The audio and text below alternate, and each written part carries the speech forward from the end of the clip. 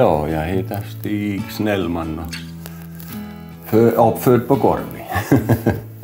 Jag började jaga som 15-åring. Som 18-åring så köpte jag min första egenstövare då. Ja, nu har jag just det här bra hunden som heter Missy. Och det här var i 3,5 år. När jag var då på styckningen så började jag mala broskben och övriga sådana biprodukter åt hundarna. Och det är det bästa man kan få. Men jag hade en känsla av att behovet finns.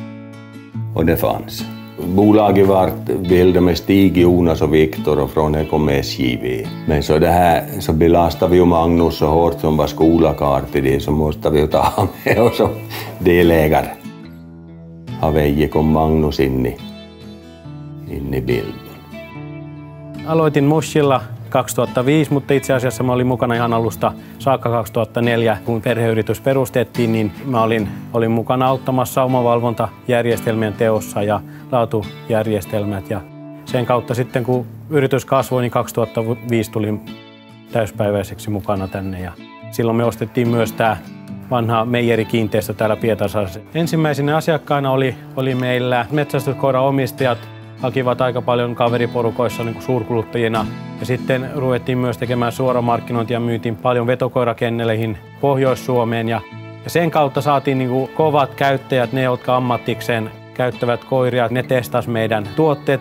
Puhutaan usein niin kuin barf-trendistä, on puhuttu siitä, mutta tämä barfous sanana ehkä trendi, mutta jos katsoo niin kuin taaksepäin, niin koira on aina ollut lihansyöjä ja raakaruoka on aina ollut se koiran perusravinto.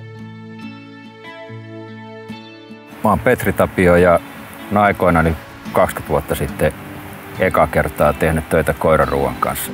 Tää meidän mollikin on aina kesällä se kyttää kasvihuoneen ääressä ja venttää, että saa tomaattia ja kerää porkkanat maasta ja lihaa syö aina mettällä, syö kaikki kiitospalat mitä se saa. Ja sitten yleensä kun ajattelee noin peruskaupalliset ruuat, kun ne on tehty viljapohjaa ja en mä koskaan nähnyt, että mun koira olisi vehnäpellossa syönyt yhtään mitään.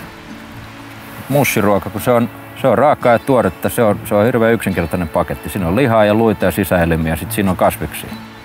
Me tehdään mahdollisimman luonnollista koiraruokaa, mahdollisimman yksinkertaista, kaukana semmoista monimutkaisesta teollisesta tuotannosta.